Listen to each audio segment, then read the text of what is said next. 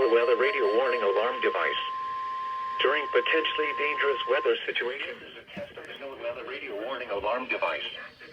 During potentially dangerous weather situations, specially built receivers are automatically activated to warn you of impending weather hazards in north-central Missouri.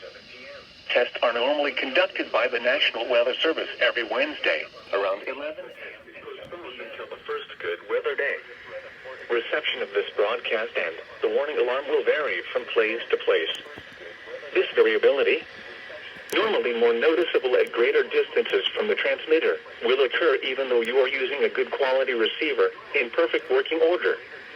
To provide the most consistent warning service possible, the warning alarm will be activated for specific watches and warnings in the Clinton listening area. The warning alarm will be activated for specific watches and warnings in the Carrollton listening area. Caldwell, Carroll, Sheridan, Cooper, Howard, Lafayette, Lynn, Livingston, Pettis, Ray, and Saline. This concludes the test of the NOAA radio warning